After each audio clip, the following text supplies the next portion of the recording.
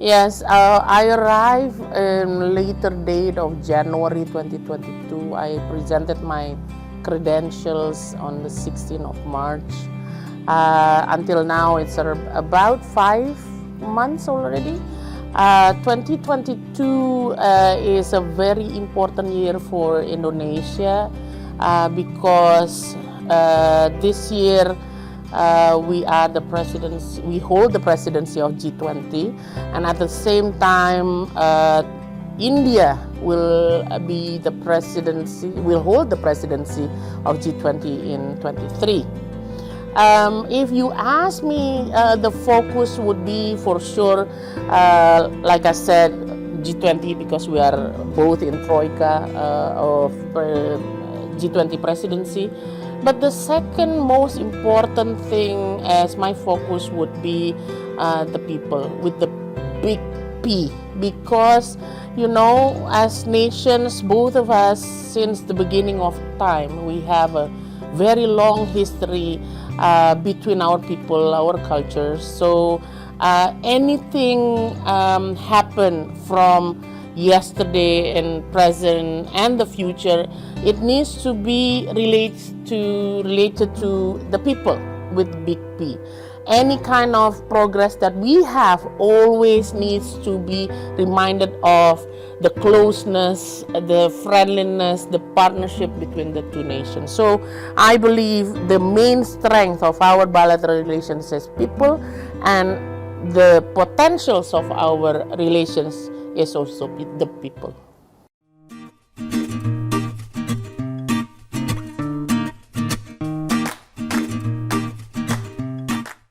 I believe we have 2 millennium of relationship. I believe the social historical relations between Ramayana and temples of India and Indonesia are seen very clearly. And as well, at the same time, on the political concept on Indo-Pacific, we both also the champions of the Indo-Pacific concept with India's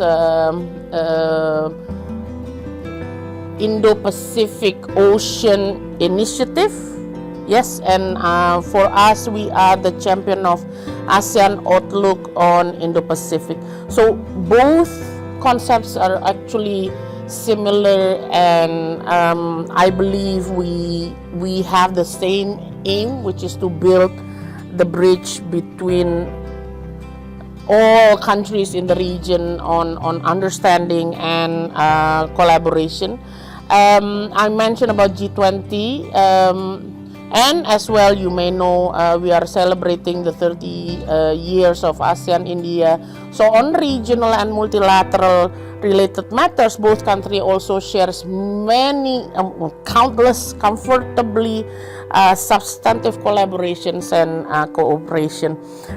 On the question on managing the current global dynamics, I think, like I said, when we start with focusing on the people, I believe we need to continuously strive to build the bridge, because with the solid historical, political, social, economic footprints between the two countries, we must have, how should I say this, connectivity between the two nations. And when I say connectivity, it's not about connectivity of physical, air, sea, or even road, but a connectivity between the past, the present, and the future.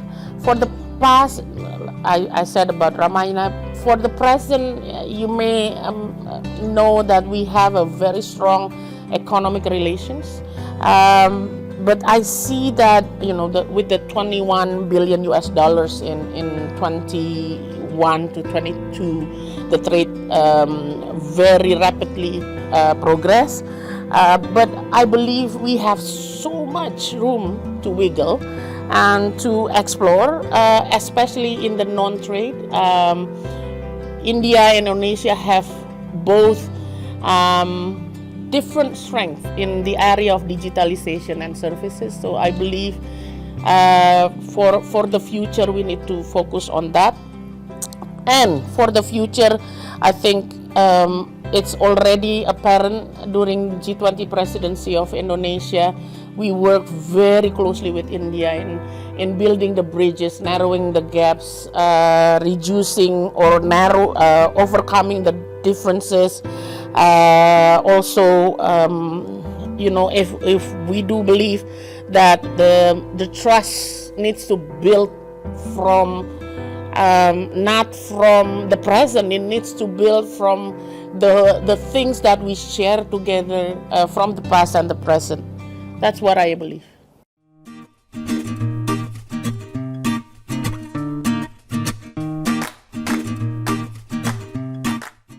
If you talk about embassy, we try to have events almost every month, but to give you sort of a description on how we as the embassy, as representative of the government, try to strengthen the bilateral relations. In April we have the Foreign Officers Committee meeting, which is at the Secretary of East level, and our part is Deputy Minister. In May we have permanent Secretary Permsec from Ministry of Tourism coming to India with Sate and all the tourism delegation coming. In June we have the ASEAN FMM with Minister Foreign Affairs, so Retno Marsudi. In July, now Minister Jaisangka currently in Bali for G20 Foreign Ministers meeting. In August we will have the Deputy Minister for Culture, Ministry of Education, as well as hopefully Parliament will come in August, because we are celebrating the 30 years ASEAN-India relationship. In September, the embassy will host the Independence Day reception. On October, this is the first time after COVID, we will have the Trade Expo in Indonesia. Hopefully, before COVID, around 150 companies join. Business people join, so hopefully we will reach that number or even beyond 150 for Trade Expo in Indonesia. In November we will have the most important event of the year, which is G20 presidency handover and the visit of the Prime Minister Modi to Indonesia.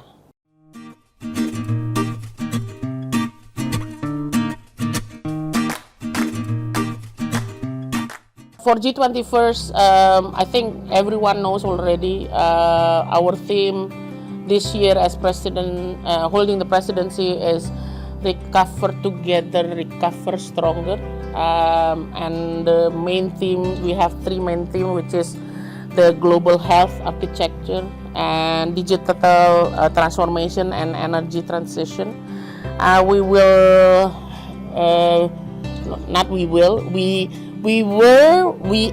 and we will hosting around 400 meetings, around 184 high-level meetings, and around 250 side events, which is engagement group from business, parliament, you name it, women, Supreme auditors. So many meetings. Yes, you are right that next year we will be the chair of ASEAN. It will be the fourth time for Indonesia, 76, 2003, 2011, and the fourth time is 2023. So we have in fourth time we are the chair of ASEAN. We have thank God we have established a lot of milestones, and basically they become historical foundation of ASEAN, among which is the ASEAN Charter. In ASEAN Charter, embodiment of ASEAN as a legal entity. That's what it says. So we are proud of ASEAN Charter because Indonesia initiated. In 2023, we are hoping that Indonesia again could achieve concrete and meaningful deliverables to achieve people-oriented, people-centered, and resilient community, and also, of course, among others, with India as our dialogue partners, we will have to enhance and deepen our cooperation. And I believe with India, we are trying to establish a partnership that is comprehensive and strategic at the same time, because now it's strategic partnership. So hopefully in 2023 during our chairmanship that can be achieved.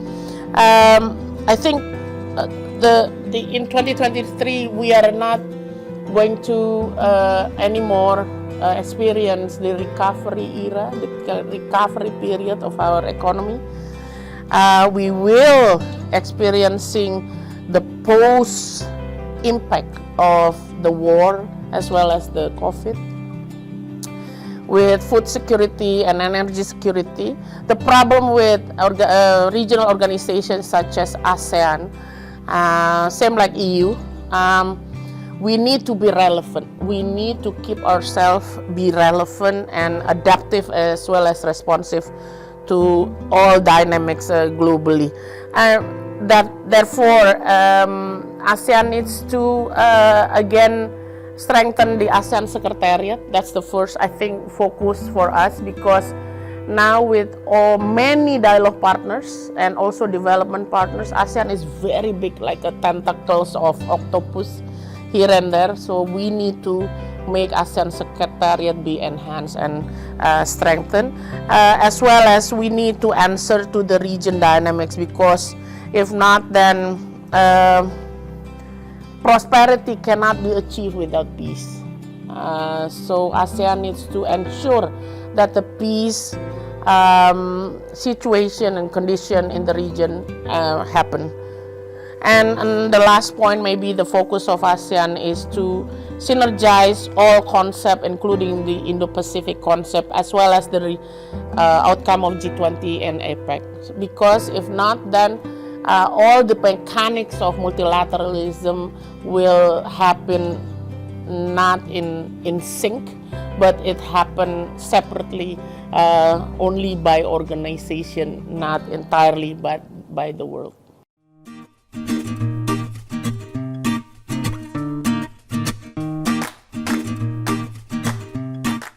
I believe that Indonesia is a very important part of India's policy on Act East, and many people do not know that India is direct neighbor of Indonesia, especially Andaman Nicobar is only 150 kilometers from Sumatra. I think because our history, because of our social culture background, we are more than friends. We are also good neighbors. So these two elements must be developed and or also be an anchor of stability, security, and prosperity of the region, especially the Indo-Pacific. And with regard to defense and security cooperation, I think because we both are mature nations, we have mature relations, we need to see it as a potential to be developed, and we must focus on not only mere procurements, but sharing of technology, sharing of information, and advanced defense knowledge. We have a defense agreement of 2001. We upgraded this agreement with defense cooperation agreement, and that agreement becomes the foundation of what we have now, which is many high-level meetings and exercise, and we are very proud to say that this year, because the COVID is already subsiding, we received so many requests from naval ships as well as exercise in Indonesia by troops from your country together with our troops. So I believe this defense agreement is very beneficial to both of the countries.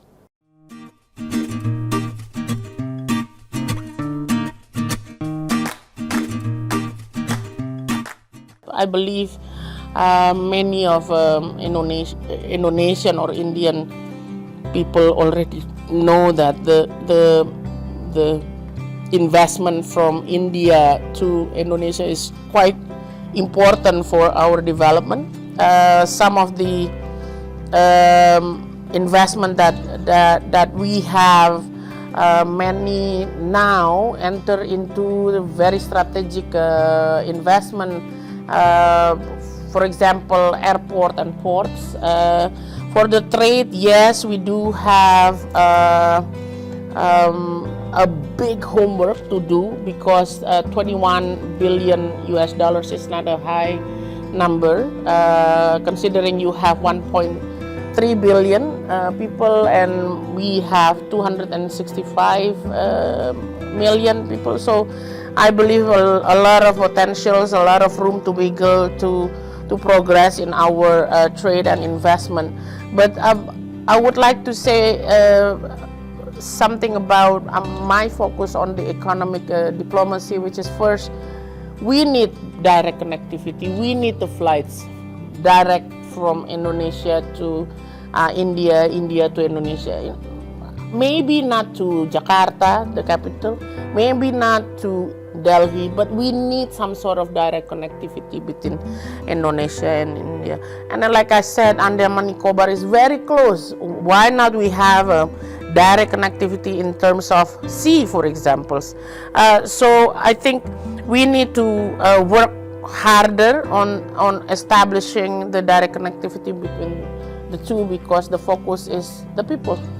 Without physical connectivity, then there won't be any people connectivity.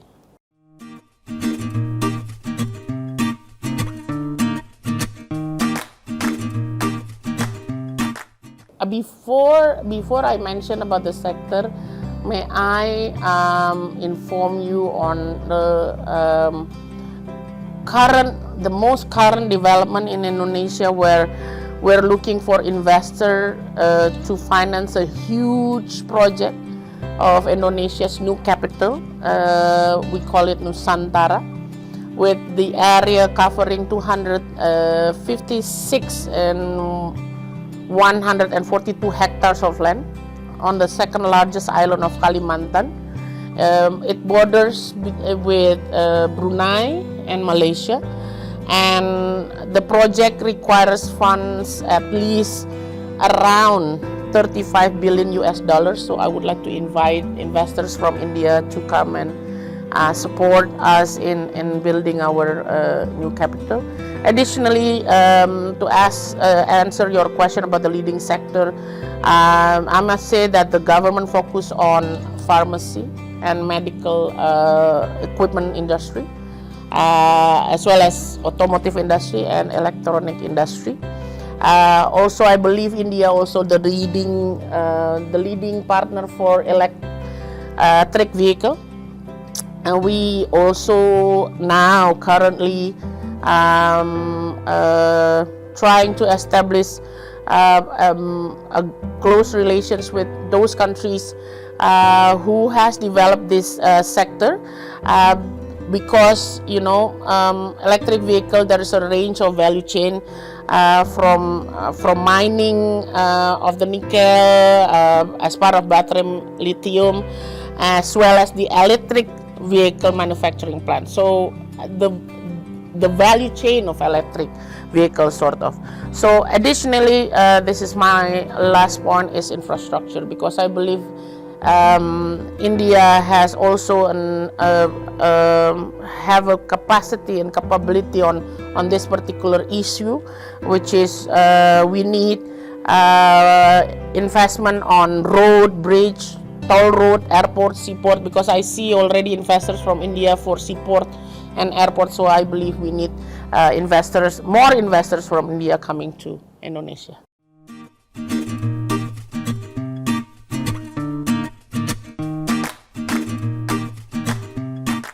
One last message is my first message, because I think we need to move from the past connectivity, which is history and social culture, to the future connectivity between India and Indonesia, which is more rich than the past and present, because already from the footprints that we established up until now, bilaterally we are strong, regionally we are stronger because we are both in Indo-Pacific, multilaterally, no doubt about it.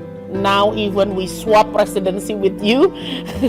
It should be India in 2022 and Indonesia in 2023, but we swap just because we trust our friends. And me, myself, as the first women ambassador of Indonesia to India, I'm very proud to serve my country in this rich culture and very kind people. So thank you so much for having me in the interview.